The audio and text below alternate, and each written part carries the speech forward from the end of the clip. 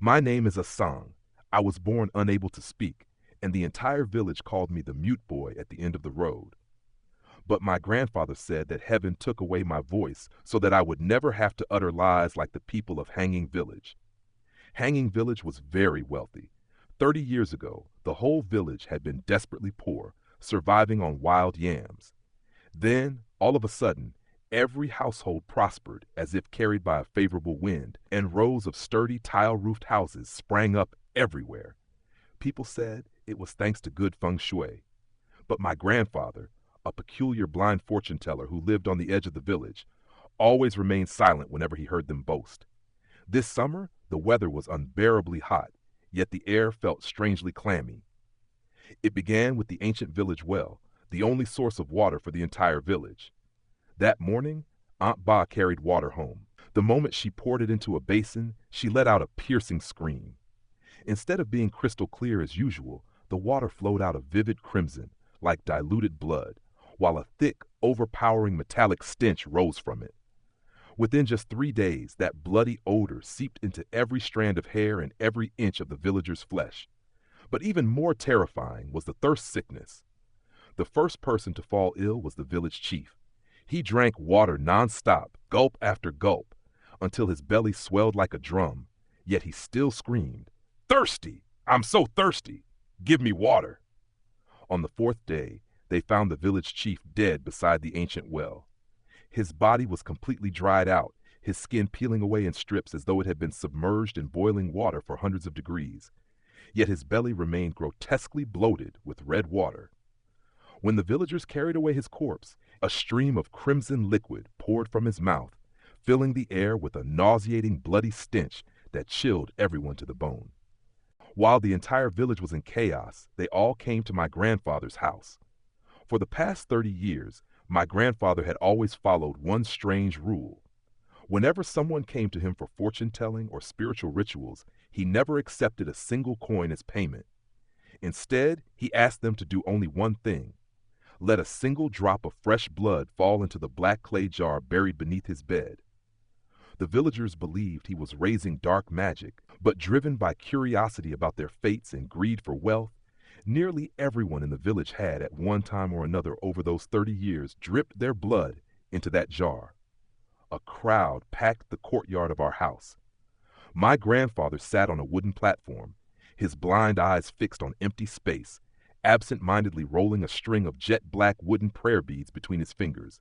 Old man Trung, the most respected man in the village after the village chief's death, asked in a trembling voice, "Blind master, please save us. The ancient well has become enraged, and more people are dying every day. What kind of calamity is this?"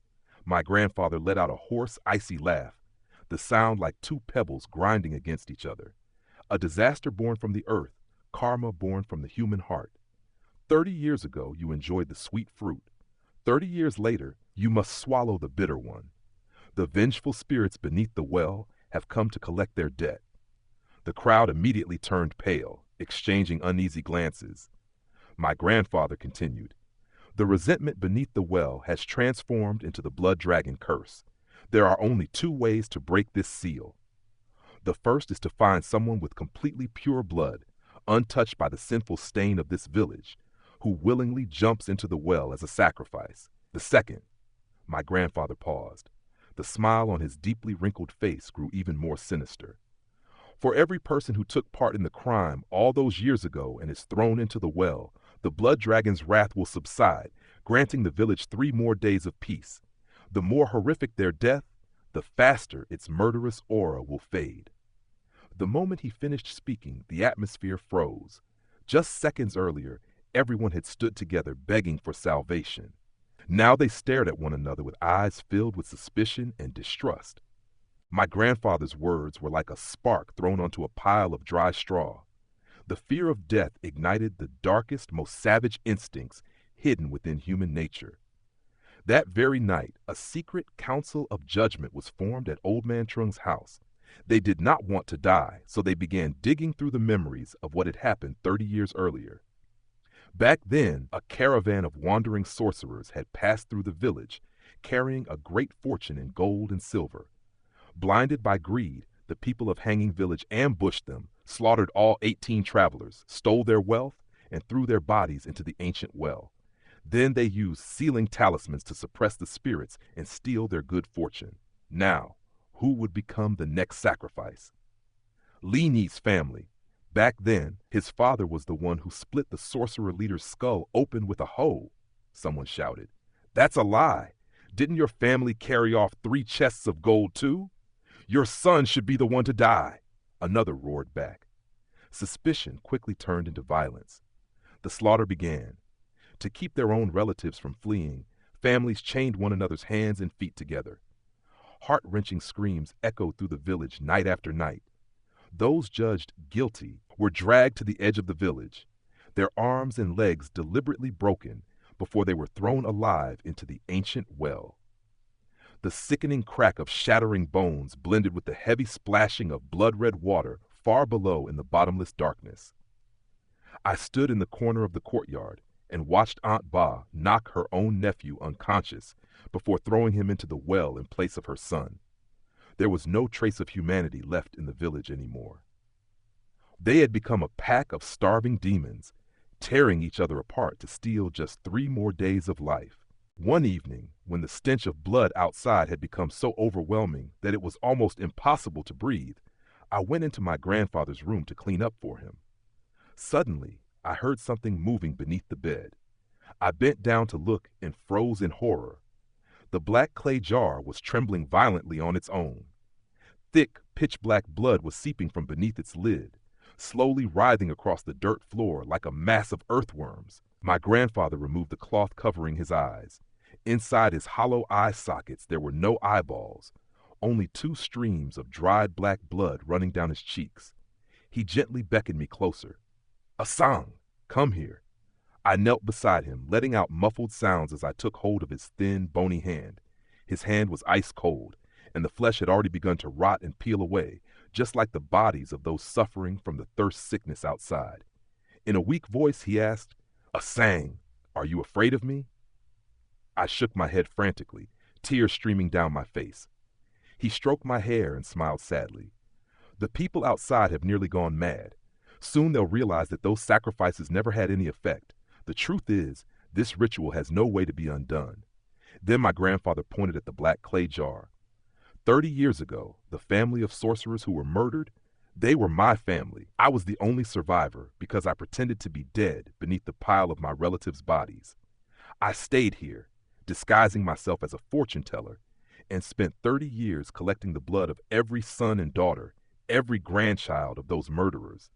This jar is a blood curse, binding the lives of the entire village to the vengeful spirits beneath the ancient well.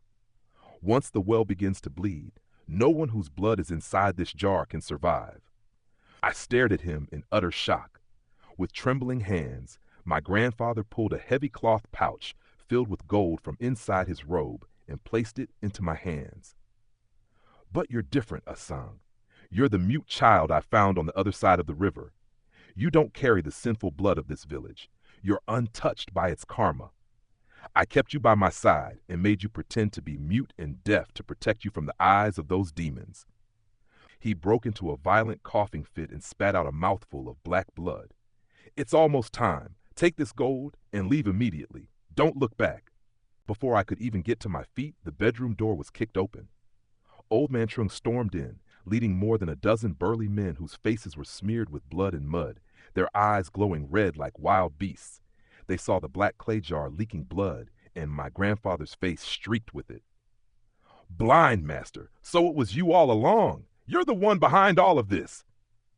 Old Man Trung roared. "Listen up. This old man is the purest sacrifice because he never took part in the massacre 30 years ago. Tie up both the old man and his grandson. Throw them into the well, and our village will finally be saved." I threw myself in front of my grandfather, letting out desperate, wordless cries.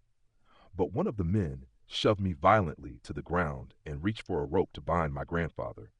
"Ha! You treacherous beasts!" My grandfather suddenly burst into booming laughter, a mad cackle that echoed throughout the house. Summoning the last of his strength, he lunged forward, wrapped his arms around the black clay jar, and smashed it against the stone floor. Crash! The jar shattered into countless pieces. Every drop of the black blood that had accumulated over 30 years splattered in every direction. Instantly, the ground beneath our feet began to shake violently. From the ancient well at the entrance of the village came a deafening roar, like the bellow of a dragon. A towering column of crimson water erupted high into the air before surging through the village like a flash flood of blood. "Asang, run now!" my grandfather shouted. Then he threw himself toward the doorway, wrapping his arms around the legs of those demons to hold them back and buy me time. With tears streaming down my face, I clutched the heavy pouch of gold and gathered the broken shards of the clay jar into my robe before leaping out the back window. I ran without looking back, heading straight for the dense forest beyond the village. Behind me, agonized screams echoed through the rain-soaked night, mingling with the sickening sounds of bones snapping. The raging torrent of blood swallowed one sturdy tile-roofed house after another in Hanging Village, burying every crime and every ounce of greed deep beneath the earth. Many years later, in a small, remote border town lived a young feng shui master who had been mute since birth. He always carried with him a black clay jar, painstakingly mended with thin copper wire containing the ashes of his late grandfather. From time to time, he would gaze toward the distant mountains where a village called Hanging Village had once stood. Now, nothing remained but a valley of death, devoid of human life, its grass and trees withered after being soaked in the blood of the ancient grudge. "My good boy, keep going." Whenever the wind drifted in from the valley, I could still hear my grandfather's warm voice whispering those comforting words into my ear. I smiled, tightened my grip on the black clay jar resting on my shoulder, and continued walking alone along my solitary path.